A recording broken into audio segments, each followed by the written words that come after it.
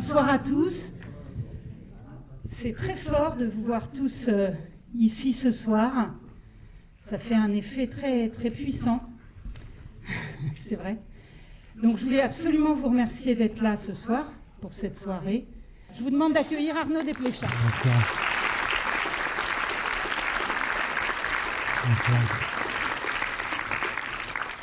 Je suis très touché d'être ici à nouveau.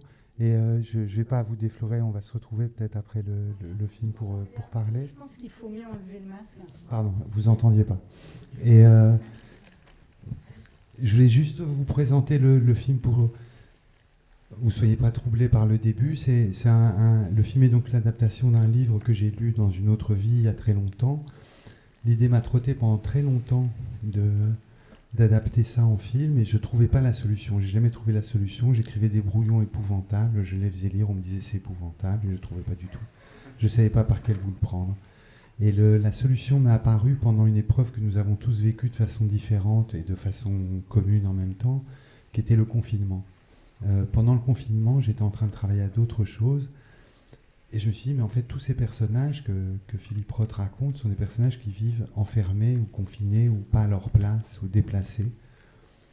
Et je me suis dit, ben voilà, c'est ça qu'il faut qu'on fasse. Et dès que le confinement va être levé, il faut improviser le film et il faut le tourner ici et maintenant.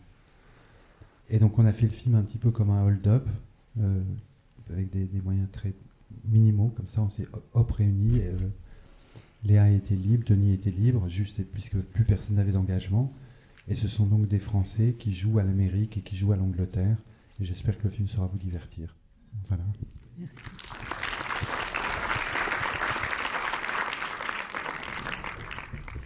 Alors, c'est toujours un petit peu difficile de commencer tout de suite après. Peut-être descends, tu ne seras pas dans le faisceau de la lumière. Après le film, comme ça, à brûle-pourpoint. Donc, je vais peut-être repartir sur ce que vous avez dit juste en présentant le film, pardon. Moi aussi, je suis un peu intimidée, en fait. Sur le fait que vous êtes mis à repenser à ce film, à ce texte plutôt de Philippe Roth pendant le confinement. Ce qui est une idée un peu singulière, quand même. C'est-à-dire que, en fait, il s'est passé... j'ai lu le livre, je crois l'avoir d'abord lu en anglais il y a très longtemps. Je lis très mal l'anglais, puis après ça, je l'ai lu dans sa traduction. Et c'était il y a vraiment très longtemps, à l'époque de la préparation d'un film. Et c'était un livre que j'offrais volontiers à mes collègues femmes. Et avec toujours la même question, le livre m'avait troublé. Et c'était pendant la préparation de comment je me suis disputé. Et je leur disais, mais est-ce que c'est un livre misogyne ou féministe ? Je ne savais pas la question, la réponse. Et je leur posais la question et ça me troublait de poser ça. Et bien plus tard, quand j'ai fait Rois et Reines, qui est un autre film que j'avais réalisé, avec Emmanuel DeVos, à l'époque, je n'aimais pas faire des essais avec le texte, donc j'avais pris l'épilogue du film que vous venez de voir, et on avait joué. Alors moi, je faisais Philippe, très mal, elle faisait l'amante anglaise, très bien, et c'est devenu un bonus, comme le distributeur avait bien aimé, c'était devenu un bonus du collector, et voilà. Et il se trouve que ce bonus,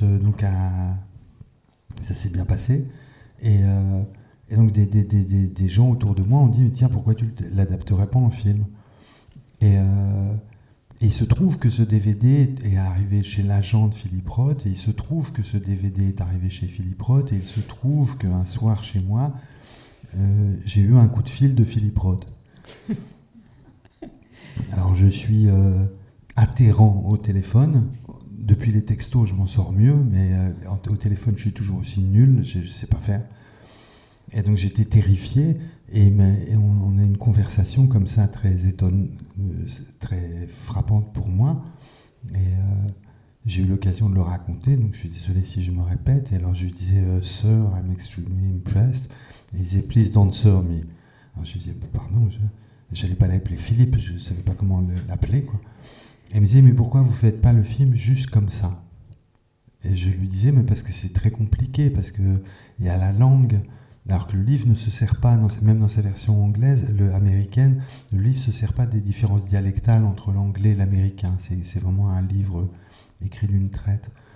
Et c'est ce qu'il faudrait respecter la langue. Puis c'est un film d'époque, puisque c'est avant la chute du mur. Donc il faudrait changer les voitures, etc. Puis c'est à Londres, et puis il y a des passages à New York. Alors comme... Il me dit, non, what's her name? Emmanuelle Deveau, she's great, just do it like that. Et moi, follement, à l'époque, j'ai pensé, il se rend pas compte, c'est un très grand écrivain, mais il comprend rien au cinéma. Et donc voilà, il sait pas du tout. Et après, je cherchais, pendant le confinement, quelque chose à tourner très rapidement. J'avais toutes ces versions qui s'étaient accumulées au fil des ans. Et là, peut-être m'avait-il fallu attendre la mort de Philippe Roth, qui a été un choc pour moi, puisque j'ai eu 3 maîtres comme ça, qui étaient 3 maîtres juifs qui sont morts le même été. Et je me suis dit, mais en fait, il avait raison. En fait, il faut le faire comme ça. Il faut le faire comme... Et je pensais à un film qui m'est très cher, qui est Vania 42e rue, où on voit des acteurs américains qui jouent à la Russie. Et je me suis dit, il faut le faire ici, maintenant. Comme Roth me l'avait dit, c'est des Français qui jouent à l'Amérique. Ce que je vous disais en préambule, pour que vous soyez moins troublés par le début du film. Et voilà. Et après, il y a une phrase qui me frappait. Quand on a commencé le scénario avec Julie Père, je connaissais très très bien le livre, puisque j'ai passé du temps dessus. Et il y a une phrase qui est venue résonner en moi dans ce moment d'isolement qu'on vivait. C'est quand on voit dans le 2e chapitre la jeune femme tchèque. Elle dit, ici, je ne suis pas à ma place, pas du tout. Et je pensais que tout le film, et le livre, et du coup le film, était une collection de gens qui ne se sentent pas à leur place. La Tchèque, parce qu'elle est déracinée, parce qu'elle est caissière dans un supermarché, alors qu'avant, elle avait des aspirations d'écrivaine. Et l'amante anglaise, qui a un mari qu'elle n'aime pas, un enfant qu'elle n'a pas aimé avoir, une vie qu'elle n'aime pas, un travail stupide... son épouse qui ne se sent pas à sa place, Emmanuelle Devos qui se meurt à l'hôpital, et c'est que des gens, le réalisateur tchèque, c'est que des gens déplacés qui ne trouvent pas leur place. Et le seul qui trouve sa place, et c'était un peu moi pendant le confinement, j'allais dire le réalisateur, c'est l'écrivain quand il est à son travail. Là, il est un peu à sa place. Il a un peu trouvé une place sur Terre. Alors du coup, il y a un écho qui m'a frappé comme ça. Et tout d'un coup, c'est comme ça on a trouvé la forme d'une manière très rapide avec la scénariste. Alors, du coup, comment dire, moi, ce qui m'a frappé très fort dès les premiers plans du film, c'est qu'au fond, alors il y a 1000 sujets, j'espère que vous allez aussi pouvoir prendre la parole, mais il me semble, pour moi, quand j'ai vu le film, que c'est un film qui nous dit comment est-ce que le monde peut nous être rendu par le cinéma. Parce que le début, je pense que vous vous souvenez bien du début, c'est quand même le fait que le monde existe à partir du moment où le personnage de Léa Seydoux ferme les yeux. Et voilà, ferme les yeux et décrit, nous rend le monde.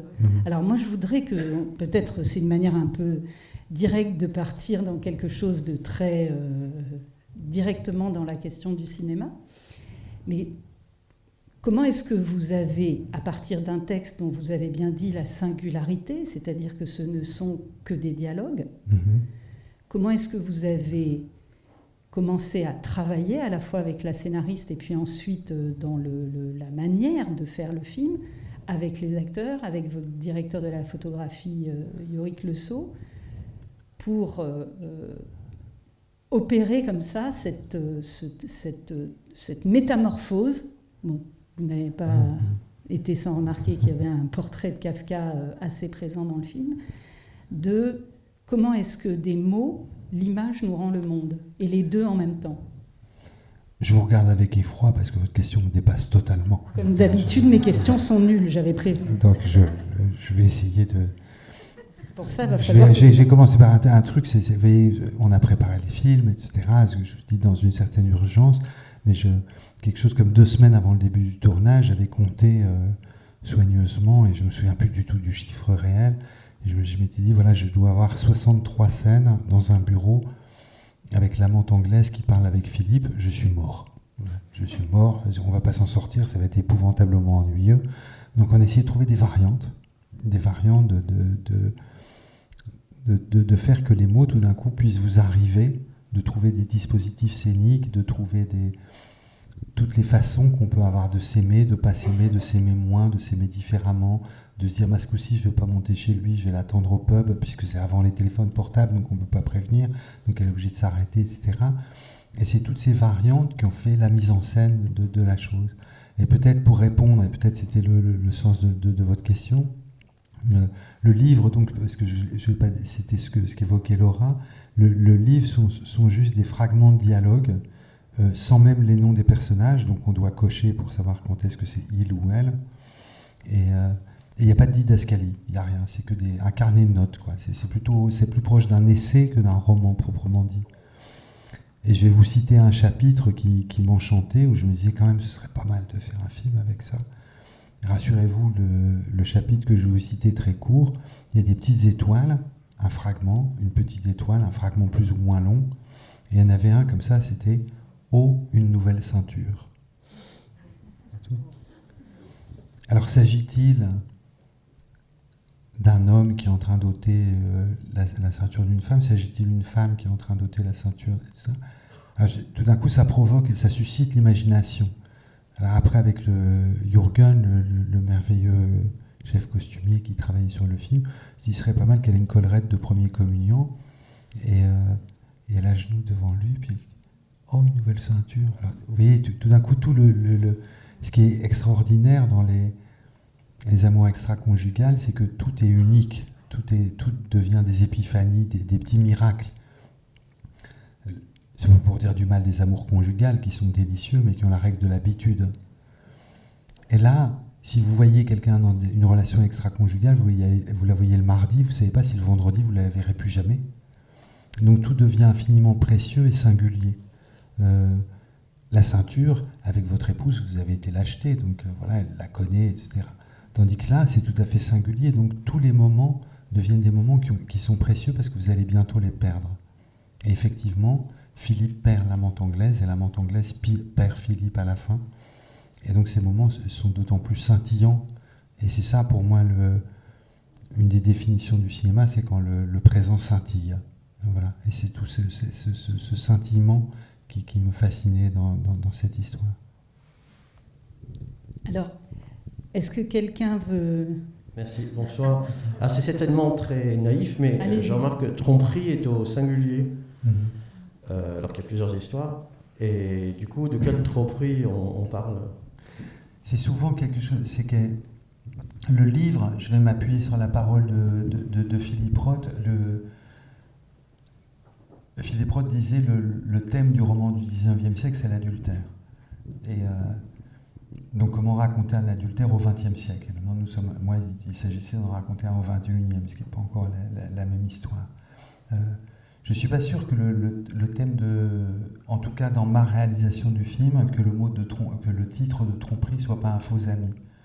C'est-à-dire que, est-ce qu'il trompe sa femme? Je ne crois pas d'abord que ce soit ce qui blesse Anouk, qui blesse l'épouse, c'est pas ça, c'est qu'ils ne disent pas la vérité.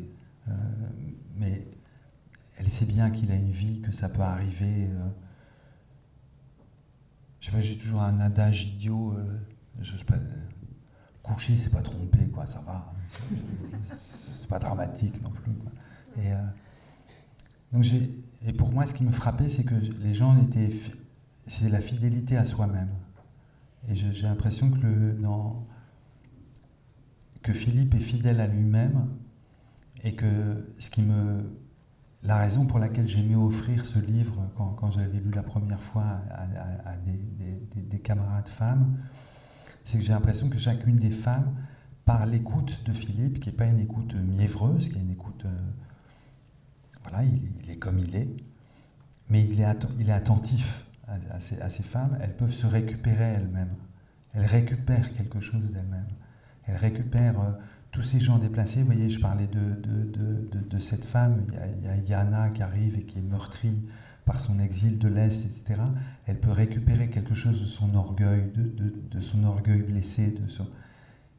l'amante anglaise, bien sûr, elle peut récupérer Rosalie Nichols qui est à l'hôpital, elle peut récupérer son rire, ou elle peut se re-raconter elle-même. Et ce que j'adorais, c'était que le narrateur surplombe pas les personnages. Il est à égalité avec ces femmes. Il y a une phrase qui me frappe à la fin. Elle lui dit, il parle, il dit l'exil, l'Odyssée, et puis elle dit, alors tu serais qui? Tu serais Nausicaa, Calypso? Elle dit, non, je serais Homère. C'est elle la romancière d'elle-même. C'est pas le narrateur n'est pas au-dessus de ces personnages, il est à égalité avec eux. Et du coup, il y avait, par rapport à tromperie, votre question, j'ai l'impression que personne n'est trompé. Bien sûr, l'épouse se sent trompée.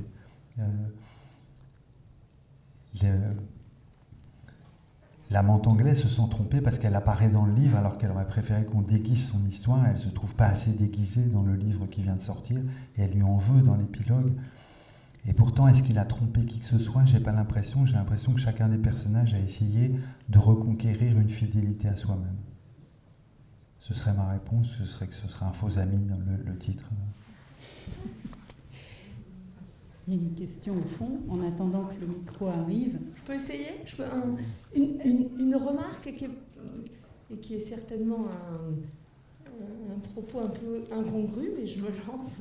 C'est peut-être l'effet du huis clos à Londres. Fut-il dialogué? Est-ce qu'il n'y a pas un négatif possible du film qui serait Intimité de Chéreau? J'y ai pensé beaucoup, je l'ai revu beaucoup. Enfin, pas beaucoup, mais j'ai tenu absolument à le revoir, puisqu'on est à Londres. C'est l'adaptation d'un livre également, puisque c'est le livre de Qureshi. Et je l'ai revu en posant beaucoup de questions sur la représentation des actes sexuels, puisque le film de Chéreau est très cru dans sa représentation des actes sexuels. Et j'ai du mal à parler d'intimité parce que j'ai eu la chance de connaître un tout petit peu Chéreau et mon admiration. Enfin, c'est quelqu'un qui m'a nourri énormément. Voilà. Et j'ai un tout petit peu du mal à croire quand ils couchent ensemble dans l'intimité.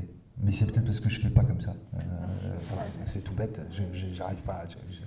Ils le font, et je me dis, ah bon, comme ça. Et je connais ces Chéreau, je le connaissais dans la vie, je voyais ses rapports amoureux, c'est ça. Et je me dis, ah bon, mais pourquoi la fille, elle y va pour... J'arrivais pas, j'avais du mal un tout petit peu. Donc du coup, le film m'a aidé, par exemple, dans la merveilleuse scène du billard, dans des tas de scènes comme ça. Et pour la représentation de l'amour physique, le film n'arrivait pas à m'aider, mais sûrement c'est parce que Chéreau aurait dit du mal de moi, il aurait eu bien raison, il aurait dit que je suis beaucoup trop mélodramatique pour ça. Beaucoup trop sentimental, pardon. Oui, bonsoir. Alors, déjà pour commencer, je voulais vous dire, c'est sans doute pas facile à entendre, mais je vous admire beaucoup parce que depuis le début, je suis vraiment depuis le début, avec La vie des morts, avec La Sentinelle, et je suis vraiment un de vos fidèles spectateurs, donc je voulais vous remercier tout simplement déjà pour l'ensemble des films que vous avez réalisés, au-delà de celui-là. Donc j'imagine votre modestie va en souffrir, mais voilà, en tout cas, merci pour tous vos films. Je voulais en fait apporter la remarque que c'est un film très ambitieux, peut-être votre film le plus ambitieux, je ne sais pas si vous pourrez nous le dire, en ce sens qu'il est très littéraire en fait. Vous avez une sorte d'ambition d'ouvrir en fait le film comme un livre et de faire appel à notre imagination. Le cinéma c'est souvent très direct et ça montre les choses. Un livre souvent fait plus appel à notre imagination et j'ai l'impression, alors vous me direz si je me trompe, que justement vous faites aussi appel à notre interprétation, à notre imagination et que le film est peut-être moins direct que vos autres films mais fait plus appel à notre interprétation, notre intelligence, etc. Et qu'il y a derrière ça une ambition littéraire. Donc, tout en vous admirant comme cinéaste, je voulais savoir si après ce film, vous aviez des ambitions littéraires et si votre prochaine œuvre, ce serait un livre plutôt qu'un film. Je me suis c'est vraiment quelque chose que je me suis dit très jeune, c'est jamais écrivain. J'ai aucune ambition de ça. J'ai une grande ambition, c'est de devenir un bon lecteur. C'est un travail infini, c'est un travail sans fin. Et c'est vrai que j'ai une fierté particulière pour ce film, parce que je me suis dit que je suis pas un mauvais lecteur. J'arrive à faire quelque chose avec les mots que je lis, quoi. Mais ça suffit tellement, le fait de lire, d'interpréter un texte empli, d'interpréter un poème, de fabriquer quelque chose avec des mots que je lis, remplit tellement ma vie que j'ai pas du tout c'est un désir que j'ai pas. Par ailleurs, je suis très vaniteux. Je pense que je fais bien du footing ou des trucs comme ça, mais lire et écrire, non. Lire, ouais, mais écrire, c'est pas possible. Et c'est peut-être parce que vous me parliez des films du début, donc ce qui m'a touché, donc je me permets de vous dire quelque chose qui est autobiographique. C'est vrai que c'est quelque chose, c'est un choix, les hasards de la vie ont fait que c'est un choix de le cinéma que j'ai fait très très jeune. J'avais, je sais plus moi, 8 ans, vous voyez. Et puis on m'a demandé à l'école primaire, on m'a dit qu'est-ce que tu veux faire. Alors j'étais très fier parce que j'ai écrit IDEC, c'était le nom de la Fémis à l'époque, et je savais qu'il y avait un H. Alors j'avais écrit avec le H. On m'avait dit c'est quoi? J'ai dit c'est l'école à Paris.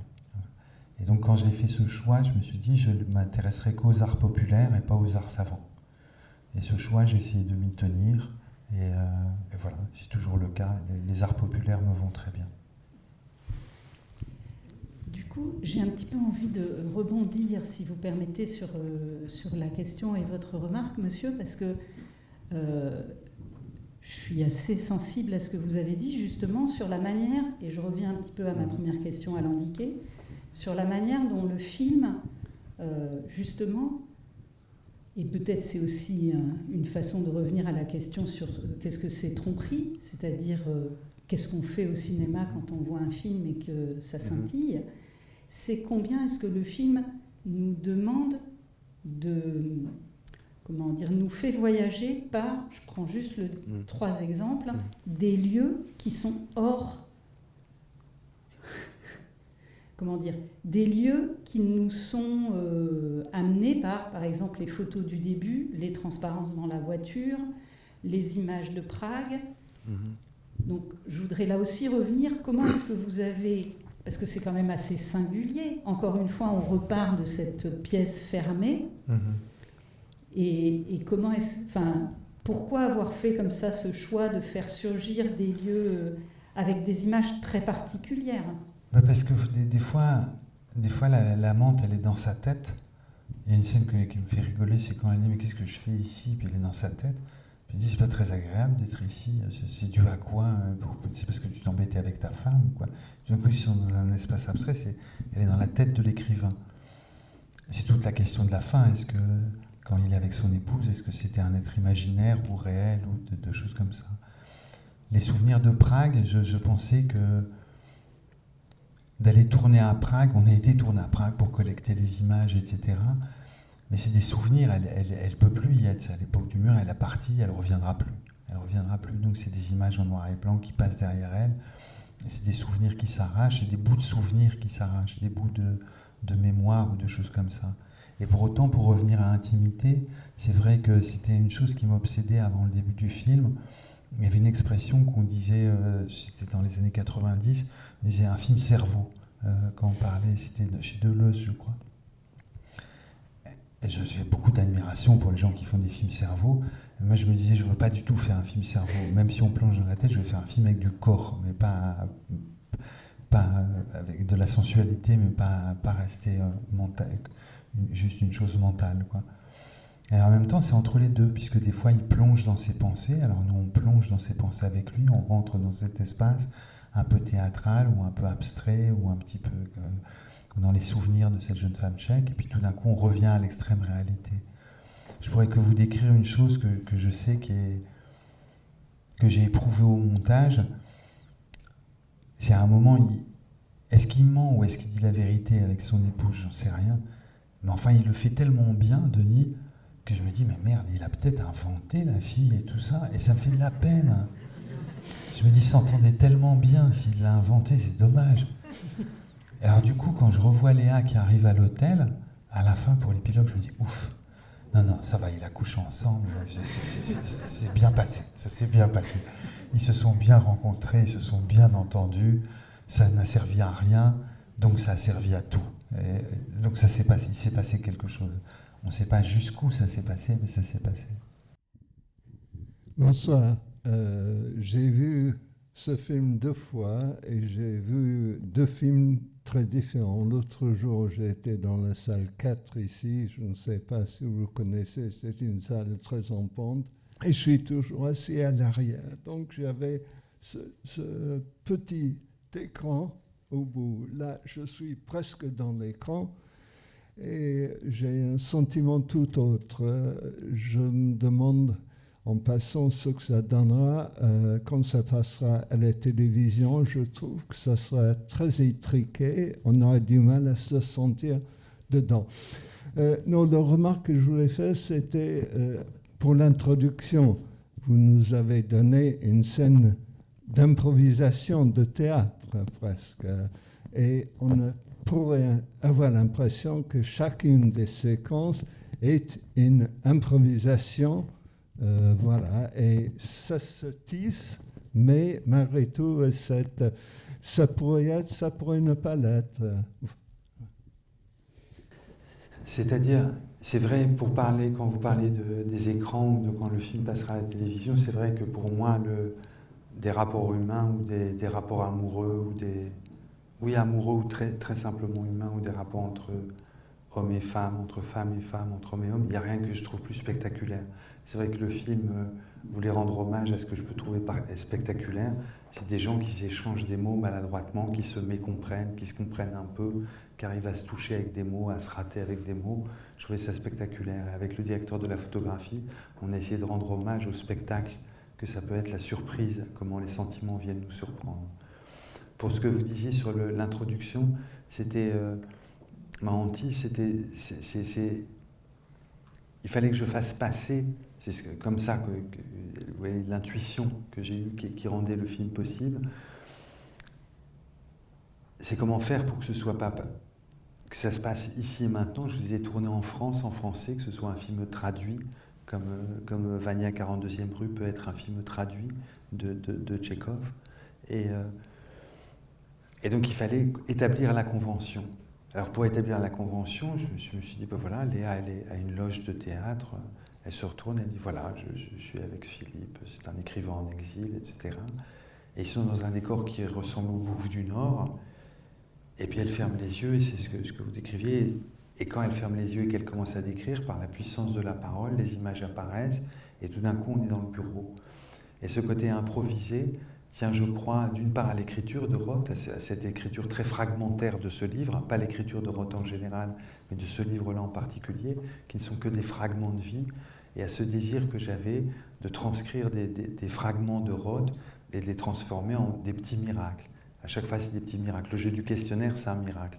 C'est une après-midi, il s'embête, il prend un papier, il joue au jeu des amants âgé, mais je ne trouve pas du tout que tu sois âgé, je trouve que tu fais jeune, entre deux âges, je ne trouve pas du tout que tu sois entre deux âges.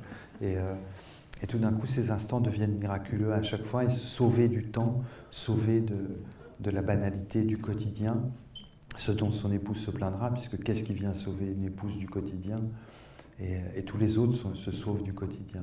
Et c'est ces miracles de cinéma, donc je pense effectivement qu'un bon mot pour les décrire pourrait être comme une improvisation.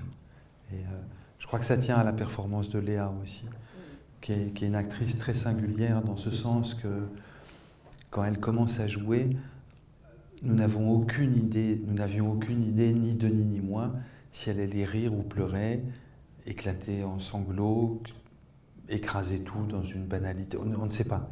Mais elle-même, si on lui demande avant, elle ne sait pas. Elle ne sait pas ce qu'elle va faire. Et du coup, ça donnait ce côté d'esquisse, d'improvisation très fort. Et il y avait 2 hommes pantois devant l'apparition de ce personnage féminin qui vient presque effacer le personnage masculin. Et c'était Denis et moi, et on l'a regardé, et c'était un miracle. Il y a une question, avant que le micro arrive peut-être. Je me rappelle quand vous êtes venu ici parler de Roubaix, aussi avec Léa Seydoux, vous aviez parlé du fait qu'à partir du moment où au cinéma le gros plan était inventé, il y avait un rapport au visage qui nous faisait voir l'âme des personnages. et que c'était propre au cinéma. Et moi, j'ai beaucoup repensé à cette phrase en voyant le film et en voyant Léa Seydoux dans un rôle évidemment qui est très très très différent de celui qu'elle avait dans Roubaix, et où justement cette question du miracle comme ça et du fait qu'à aucun moment on est comme suspendu à la moindre variation de son visage sans jamais savoir ce qui va advenir, et du coup on est cueilli. Et je repensais beaucoup à cette phrase que vous aviez dite sur qu'est-ce que c'est un visage au cinéma, quoi. C'est encore une question trop calée pour moi, donc je vais essayer de me défiler. Voilà. Donc je vais me défiler de deux façons, en essayant d'être pas trop long. C'est vrai que je crois que le cinéma a cette puissance-là de montrer, je pense au mot de Lévinas, à la visagéité, que derrière un visage, il y a une âme. Et que c'est un truc qui est bizarre, qu'on ne sait pas ce que c'est pas forcément religieux. Et que c'est un miracle photographique qui apparaît presque sur la photo et qui est décuplé au cinéma parce que l'image est plus grande que nous. Vous parliez de la taille de l'écran et de ce que donnera un film sur une télévision. Moi, je sais qu'un des plaisirs que j'ai au cinéma, c'est de voir des gens plus grands que moi, et c'est quelque chose dont j'ai besoin. Et par ailleurs, je ne suis pas sûr dans ce film, dans Tromperie, ce que j'aime bien, c'est que, vous voyez, dans l'amour, on n'arrête pas de se rater. Je trouverais ça très prétentieux de dire « je t'ai compris, je t'ai connu, bien sûr que je t'ai méconnu, bien sûr que je n'ai fait que te rater ». Donc je ne peux pas dire que je connais ton âme, évidemment que je l'ignore complètement. Bien sûr que je suis passé à côté, que je l'ai raté. Inévitablement, je l'ai raté. Par contre, ce qui peut se passer dans le miracle de l'amour ou de l'amitié, c'est qu'un visage, l'étrangeté du visage d'autrui, tout d'un coup, ça devient un paysage. Ça devient immense comme une montagne. Et ça, ce regard énamouré ou fasciné simplement de Philippe vers le regard de l'amante, et tout d'un coup, elle est le paysage dont il rêve, quoi. Il est le paysage sur lequel il peut tout projeter. Et ça, cette puissance du cinéma de transformer un visage dans le plus beau des paysages, c'est une de mes croyances dans le cinéma. Oui, j'avais une question sur une mention qui est faite sur l'affiche, où on peut lire un film dirigé par Arnaud Desplechin, et je trouve ça assez juste, puisque j'ai l'impression que dans ce film, vous êtes présent vraiment partout, vous dirigez extrêmement bien les acteurs, il y a une vraie alchimie entre Léa Seydoux et Denis Podalides, mais vous donnez aussi une direction au récit, vous en avez parlé tout à l'heure, mais ce film, c'est aussi l'art du découpage, du montage, et je me demandais quelle étape de fabrication du film vous appréciez le plus, celle qui vous rend le plus heureux, le plus fier. J'ai l'impression à vous écouter que c'est quand même la direction d'acteur, surtout dans ce film-là. Très certainement, je pense que la direction d'acteur, c'est l'outil ultime, quoi. Vous pouvez apprendre à découper. J'adore comment, avec Yorick, on a pu filmer ce film-là, et j'adore les placements de caméra. Mais l'outil le plus vertigineux, parce que c'est pas du tout un outil, c'est un être humain. Alors là, ça devient infini, quoi, ce que vous pouvez faire. Si vous arrivez à parler, à garder un lien, à établir un lien, à établir un dialogue artistique avec un acteur, là, c'est la bénédiction, quoi. Je sais pas, je pense à un plan où Léa m'a surpris. Elle dit que j'étais comme un fruit qui pourrait au pied de l'arbre. Elle arrive à dire ce que je voulais dire, et elle le dit pour elle-même. C'est pas pour moi qu'elle le dit, c'est pour elle-même. Elle prend la parole et je me reconnais dans ses mots, etc. Et quand tu as dirigé, c'est comme je n'avais pas écrit le scénario, comme c'est les mots de Philippe Roth, je me disais, si je dis un film de Desplechin, c'est pas vrai, c'est un film de Philippe Roth, donc je vais mettre dirigé, ça me suffira. Et puis vous écoutant, voilà que je me dis, avec plein d'orgueil, ah ben je l'ai dirigé quand même.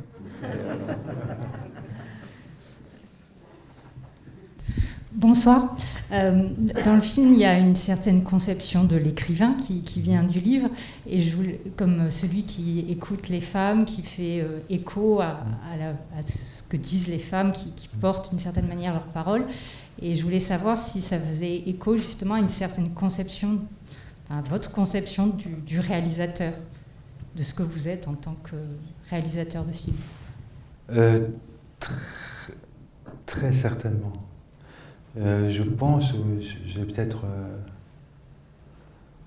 enfroissé certains ou certaines, mais je pense que au cinéma, je ne voudrais pas me lancer dans un truc trop... Je pense qu'il y a un privilège féminin au cinéma. Si vous voulez, en gros, je pense que c'est pas du tout le même métier d'être acteur ou actrice. Ce qui inclut tout, ce qui inclut les gens qui peuvent décider de changer de genre, etc. Vous voyez, ça inclut tout ça. Et je pense que quand vous apparaissez comme femme à l'écran, le cinéma est né en même temps que l'émancipation des femmes. Il a enregistré ça. Il a enregistré des femmes, mettons, pour prendre des exemples heureux, Catherine Hepburn, pour prendre des exemples malheureux, Marilyn Monroe, qui tout d'un coup ont pris la parole, on parlait d'elle, de ce que c'était être une femme. Ça. Le cinéma était contemporain de ça, a enregistré ça. Et je pense que quand je regarde des personnages masculins au cinéma, je retrouve toujours un certain ridicule, et c'est pour ça que je les adore. C'est pour ça que j'adore Cary Grant, parce qu'il est un peu ridicule. C'est pour ça que j'adore John Wayne, parce qu'il joue comme une femme, alors je trouve ça adorable. Et par contre, quand je vois des personnages féminins ou un visage féminin, je vois que Sonate d'automne va bientôt être projetée ici. Je vois tout d'un coup une puissance apparaître très très forte. Et ce qui m'a touché particulièrement dans ce film, pour revenir à Tromperie, c'est Léa, mais pas que Léa. Vous voyez, votre question me passionne, alors je ne sais pas par quelle vous la prendre. Vous voyez, un autre écrivain, il aurait demandé à son héroïne de se jeter sous un train, comme Tolstoï, pour mériter un livre. Vous voyez, et lui, il ne demande rien à ces femmes. Il leur demande rien pour les trouver sublimes. Vous voyez, par exemple, elle a une grosseur au col de l'utérus, il trouve ça passionnant. Elle a détesté être enceinte, il trouve ça passionnant. Elle s'ennuie à son travail, il trouve c'est hyper intéressant. Vous voyez, il ne leur demande pas de faire preuve d'une excellence ou de quelque chose, il trouve que telles qu'elles sont, c'est passionnant. Il trouve que cette femme qui est caissière et qui dit « avant j'étais traductrice », c'est bouleversant. Vous voyez, il ne leur demande pas de faire la preuve de quelque chose, il les écoute en entier. Vous voyez, cette étudiante qui a été en hôpital psychiatrique, qui dit « mais raconte-moi encore les électrochocs, les hôpitaux, raconte-moi ». Vous voyez, il y a ce truc-là, cette attention comme ça, et le fait d'une attention, pas à ce qui est exceptionnel, mais à ce qui est quotidien, c'est quelque chose qui m'a bouleversé. Et ce qui était très fort dans le film, c'est que j'avais l'impression que Léa, pour une fois, pouvait prendre la parole pour elle-même. C'est-à-dire qu'elle disait par mes mots, ni les mots de Philippe Roth, c'est qu'elle pouvait dire ses pensées sur ce que c'est d'être une femme, de ce que c'est de se sentir trop jeune, trop vieille, de ce que c'est de se sentir triomphante, minable, de ce que c'est être mère, ne pas avoir d'enfant, qu'elle pouvait parler pour elle-même. Et pour moi, c'était une très grande tâche à accomplir que d'enregistrer une actrice qui prend la parole. Et quand je dis Léa, j'aurais très bien pu dire Emmanuelle DeVos également. Oui, bonsoir. Moi, j'avais juste une petite première question. J'ai deux questions, en fait. La première, c'est, puisque c'est la deuxième fois que je revois le film, avec encore plus de plaisir, d'ailleurs, c'est au moment où il parle par téléphone avec Emmanuelle DeVos. Il lui dit « je ne me trompe pas ». Et je me suis dit, parce qu'on s'interroge beaucoup sur le titre, que je voulais avoir votre avis sur... finalement, quand elle lui demande, finalement c'est un petit peu comme au cinéma, dans une répétition et tout ça, elle lui demande 3 fois de lui dire tu vas vivre. Je trouve que c'est le moment le pivot dans le film. Puis c'est totalement bouleversant. Et puis pour chacun des personnages, finalement, il leur donne la vie aussi. Enfin, voilà. Donc je voulais avoir votre avis sur est-ce que pour le sens du titre, est-ce qu'on pourrait proposer ça ou est-ce que c'est une interprétation Moi, je trouve que ce serait une interprétation merveilleuse. Ce serait de dire... Oui, c'est la seule scène. Il y avait des moments où Denis était très bouleversé, jouant les sentiments. Je pense à des coups de fil avec Léa, quand tout d'un coup il est jaloux, qu'elle ne veut plus venir, qu'il sent qu'il va la perdre, etc., où il était très ému. Mais le seul moment où il a pleuré, puisque c'était le seul moment où c'était nécessaire, c'est quand il parlait avec Emmanuelle DeVos, quand il la retrouve à New York. Oui, et puis aussi, à un moment, il a la délicatesse de déplacer le combiné téléphonique. Il met là où pour pas qu'elle entende sa voix ou sa tristesse. Voilà. C'est très, très, très émouvant. Et puis, j'avais une autre question. Enfin, déjà, je voulais vous remercier parce que ce film nous remplit de joie. Voilà, c'est de la beauté, les lumières, la lumière de l'automne. le soleil couchant, enfin tous les moments, le passage dans la grotte, moi, je m'étais beaucoup interrogée sur ça, l'apparition, voilà, le miracle. Je voulais savoir, donc ma curiosité, qu'est-ce que on vous a dit plutôt parce que je pense en fait que les femmes vont peut-être pas avoir la même lecture du livre, celle à qui vous les avez offert le livre, et la même lecture sur le film. Enfin voilà, je voulais un petit peu savoir comment se situent les femmes aujourd'hui. Et puis j'ai trouvé que le procès c'est très très drôle. Enfin, et du coup ça permet de prendre beaucoup de recul et de distance et d'intelligence par rapport à ce qui se passe aujourd'hui. Je trouve ça très actuel voilà, vraiment très intéressant.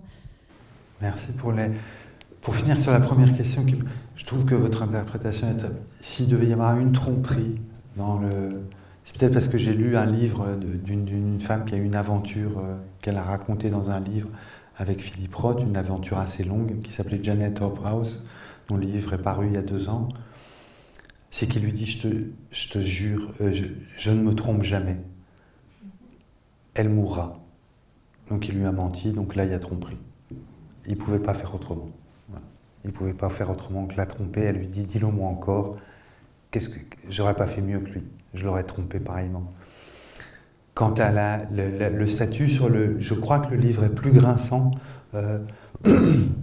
Roth n'est pas un écrivain progressiste.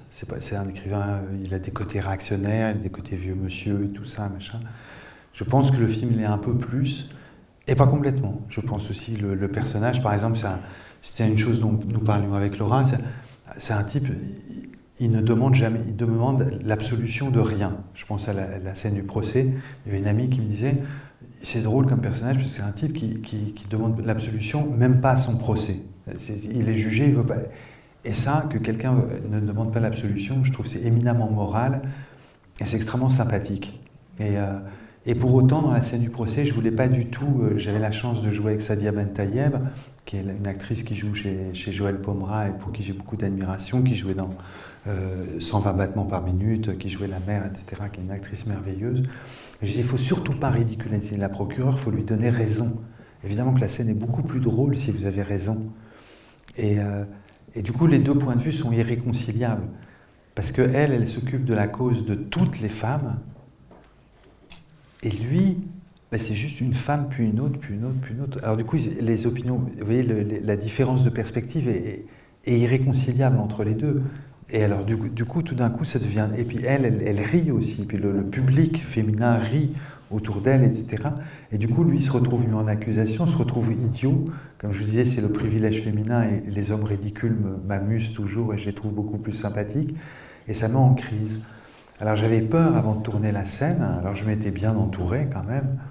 Et en me disant, est-ce que ça va choquer aujourd'hui? Je me disais, ce serait formidable si tout ce que MeToo a apporté, ça pouvait en plus nous faire rire. Vous voyez, qu'on puisse s'en amuser, qu'on puisse dire, évidemment qu'on ne sera jamais d'accord, évidemment que sur des questions aussi sensibles que la sexualité, le genre, le trouble amoureux, ce que c'est être une femme, ce que c'est être un homme, ce que c'est être un être humain, ce que c'est, etc. Bien sûr que nous avons 1 milliard, 100 milliards de façons de percevoir la chose différente, et c'est heureux. Donc c'est drôle, c'est pas du tout malheureux, c'est pas du tout grave, c'est pas la guerre, c'est hyper heureux, quoi. Et du coup, de pouvoir s'en réjouir et de faire une scène farcesque avec ça, c'était un très grand plaisir à faire. C'était très réussi. Scène qui est dans le livre, c'est-à-dire qui est scène qui est dans le livre, voilà. Elle est écrite dans le livre, ouais, elle est écrite dans le livre. Mais, du coup, peut-être pour rebondir sur le côté à la fois, alors je ne sais pas quel mot il faut employer, bon, farcesque déjà, burlesque, comique, oui, burlesque, et puis aussi ce côté, alors vous avez dit de ne pas demander l'absolution, moi j'ai évidemment un autre mot en tête qui est une espèce d'audace comme ça. De chutzpah. De chutzpah, voilà. Là aussi, parce que là on a une discussion qui est très... Mais il y a une puissance comme ça assez comique aussi dans le film, je trouve. Non ? Je trouve, oui. Le récit des mariages mixtes ne prête pas à la mélancolie.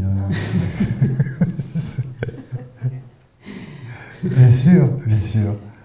avec comment dire, moi ce qui m'a beaucoup touchée, alors je pensais à un autre film qui lui n'est pas drôle, mais du coup c'est Vive le paradoxe. Moi c'est étrange, j'ai beaucoup pensé à Hiroshima, mon amour, d'Alain Resnais. Alors évidemment c'est pas du tout le même contexte, mais parce qu'il y a aussi quelque chose, alors je reviens vers le côté sérieux peut-être, de saisir l'insaisissable de la question de l'intimité. C'est-à-dire c'est pas seulement le rapport entre amoureux, physique, je ne sais pas comment on peut l'appeler, mais cette chose qu'on ne définit pas, qui d'ailleurs c'est un peu perdu dans la dernière scène. Et je trouvais ça incroyablement... l'intimité, c'est toute cette série de tout petits miracles qui peuvent toujours disparaître. Vous dites, mais on a été intime, on n'a pas été intime. On n'est jamais sûr. On se dit, mais je crois bien qu'on a été intime à un moment. Alors c'est ça qui est très vertigineux et qui est très, très, très précieux, puisque ça apparaît, ça se referme tout de suite, ça disparaît. Cette suite de petites épiphanies ou de petits miracles dont vous parlez. Mais c'était drôle parce que c'était sur le comique, comme ça, sur le personnage, et sur le fait que le personnage ne désire pas être absous, qu'il est arrogant, qu'il est grande gueule, qu'il est, quand il ment avec sa femme, qu'il perd totalement toute décence, qu'il se met à hurler, qui peut être trop comme ça, être très spectaculaire. Je pensais, quand j'avais rencontré Denis pour le rôle, je lui avais proposé, et là il disait bon, alors il était terrifié par le rôle, il connaissait les livres de Roth, et puis jouer avec Léa c'est tout quand même, je n'y arriverai jamais, etc. Il disait mais alors qu'est-ce que je dois faire? Et c'est comment il est Philippe. Alors je lui avais dit il y a deux choses avec Philippe. C'est Philippe est sec. Il avait dit c'est-à-dire, j'ai dit tu devrais perdre un peu de poids. Et il dit ce sera fait, je serai au rendez-vous. Et il n'est pas gentil. Et alors, il n'a pas bien compris ce que je voulais dire. Et puis on s'est retrouvés 2 semaines après, il a dit donc j'ai bien compris, Philippe est méchant. Et j'ai dit, c'est pas exactement, je ne crois pas que le type soit méchant, c'est pas la question, je l'entendais peut-être dans un sens anglo-saxon. Et il n'est pas gentile, il n'est pas mièvreux, il n'est pas chrétien, il est tout juif, quoi. Et voilà, c'est comme ça. Et c'est pas un gentil, c'est autre chose. Et du coup, ça a provoqué cette chutzpah dont vous parliez. D'ailleurs, il y a plusieurs femmes, à chaque fois, comment était-il avec vous, quand elles imaginent, quand ils font, encore une fois, après, je pense qu'il y a une sorte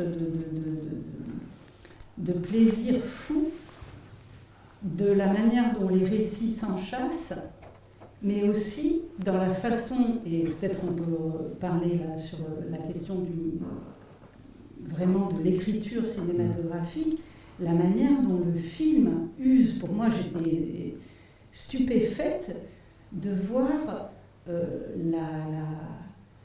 comment dirais-je, la profusion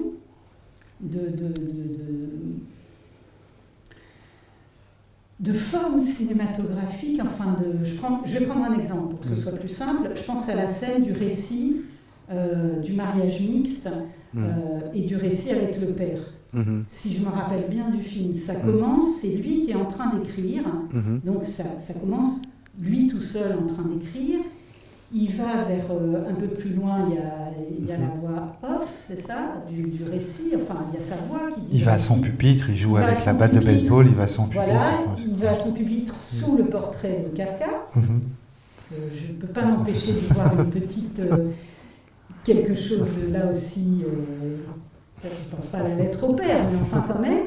Et puis ensuite, alors c'est très compliqué parce qu'il y a tellement de choses que même on ne peut pas s'en rappeler. Il commence à raconter, on se retrouve avec Léa Seydoux dans la cuisine, donc on change de lieu, d'espace, de temps, et ensuite on se retrouve avec le père à New York, à Newark, pardon, très important, à Newark, et puis on revient avec Léa Seydoux, ils sont maintenant sur le rebord dans le jardin, et puis on repart avec le père et on revient, et du coup, je trouvais qu'il y avait quelque chose de jubilatoire dans l'enchâssement comme ça, non seulement des récits, mais aussi de la manière dont le jeu, J-E-U, se joue avec nous, de passer de différentes formes de réalité, de pensée, etc. Ça y est, j'ai encore fait une question qui n'est pas une question qui est trop longue. Non, en fait, c'était un peu pour vous amuser qu'on a fait comme ça.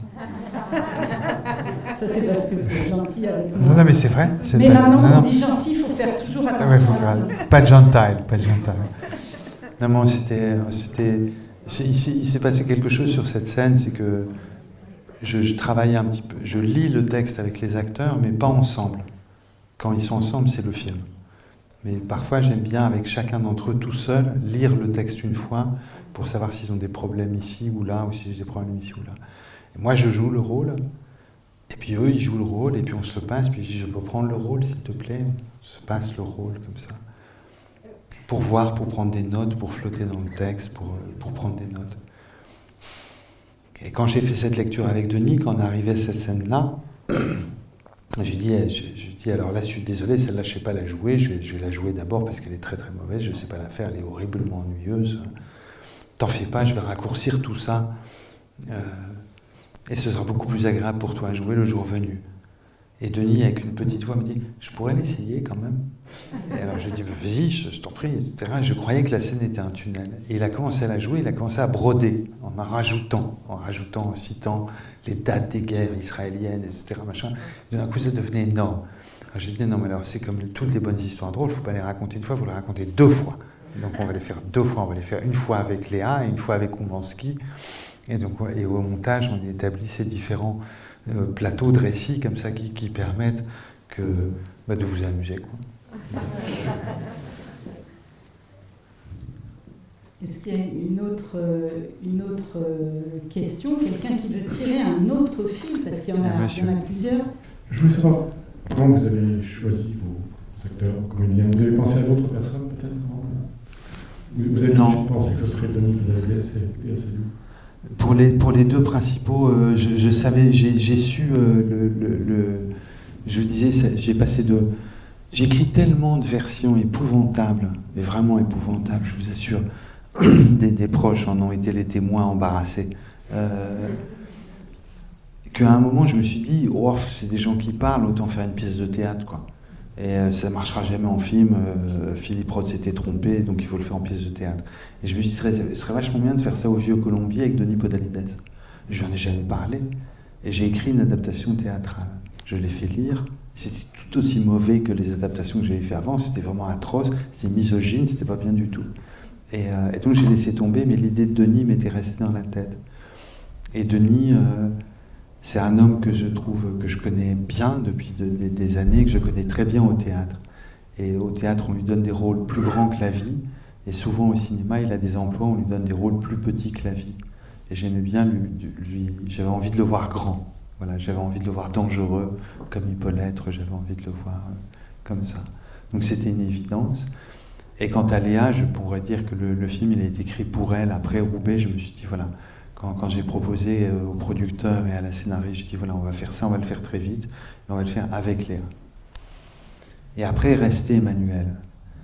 Et j'ai écrit tard, un soir, à Emmanuel, une des lettres qui étaient les plus compliquées que j'ai eu à écrire. Et je ne lui ai pas dit, parce que ce serait très impoli de dire ça à un acteur ou à une actrice, mais si De Vos m'avait dit non, je crois que je ne faisais pas le film. Voilà, c'était ces 3-là ou c'était rien. Et après, il y a eu des rencontres heureuses avec Rebecca, avec Anouk, bien sûr. C'était des rencontres heureuses. Mais ces 3-là, c'était la raison pour laquelle je voulais faire le film. Léa, parce que j'avais l'impression... Denis, je vous ai dit pourquoi, à cause de ses rôles de théâtre où je l'avais vu, et je pouvais trouver qu'il pouvait apporter ce danger au film, au personnage. Et Léa, parce que c'est une personne que j'aime beaucoup, parce qu'elle a cette surprise, enfin, qu'elle est totalement imprévisible et que ça marchait, et que j'ai l'impression dans tous les rôles où je l'ai vue, et je l'admire. On parlait, pendant la projection, on parlait du dernier James Bond, où je la trouve formidable, etc. qu'elle n'avait pas pris la parole pour elle-même. Et j'avais envie qu'elle prenne la parole. Voilà. Je me suis dit, avec ce rôle-là, elle pourra prendre la parole. Et De Vos et moi, c'est spécial, donc sans commentaire. Oui, bonsoir, merci. Question simple sur... ça fait plusieurs fois que vous dites j'ai fait vite après le confinement. C'est-à-dire on a... je me souviens... après, je me suis acheté un vélo juste après. J'étais en vélo chez Léa Seydoux, ça devait être 2 jours après le confinement, je crois. Et elle m'a dit, il faut qu'on le fasse tout de suite, parce qu'après j'ai la promotion du James Bond, du Wes Anderson, elle avait un truc comme ça. Donc il faut le tourner dans 1 mois. Et 1 mois et demi. Et on a tourné le film en 4 semaines. Voilà, donc c'était très très rapide. Vous voyez. Et du coup, comme je leur prenais très peu de temps, 4 semaines, parce que Denis, il a un agenda de ministre, donc vous voyez, avec tout ce qu'il fait, c'est pas possible.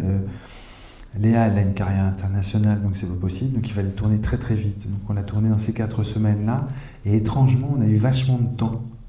Vous voyez, on a pu faire des retakes, on n'a jamais été pressé par la nécessité. On avait l'impression qu'on vivait dans des conditions très luxueuses d'invention et de joie, parce que le film prêtait à cela. Puisque le film, ce sont juste ces dialogues avec ces femmes qui apparaissent et puis qui s'en vont, ces femmes qui apparaissent et qui s'en vont. Et donc le récit, le cadre du récit nous permettait ce tournage comme un hold-up, comme je vous disais. Bonsoir. Le film est visuellement très beau. Oui, pardon. Alors, il y a toute une palette de bleu, de vert au regard d'une palette rose, rouge, orange. Alors des fois c'est pastel, comme dans le bureau, par exemple le papier peint. Des fois c'est très très cru, comme dans le pub. Qu'est-ce que vous pouvez nous en dire? Ça donne à la fois une variété, une unité au film. Mais c'était toujours cette variété qu'on voulait pour chercher la surprise, pour pas dire... j'aurais pas aimé faire un film morne, comme si j'avais dit les rapports humains c'est morne, ou avoir une aventure c'est morne, ou coucher avec quelqu'un c'est morne, ou être amoureux c'est morne. C'est pas vrai, c'est passionnant. Donc on cherchait de trouver des trucs visuels, pas des trucs, mais des vérités visuelles qui donnent ce rythme-là.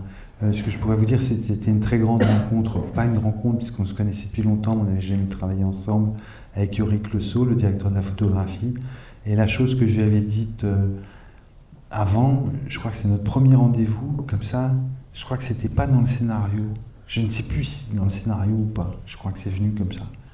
Je dis on va faire un truc, c'est au début ça va moyen entre l'amante et l'écrivain. Elle a plus trop envie de coucher avec lui, elle se dit je fais n'importe quoi de ma vie ça va à volo, etc.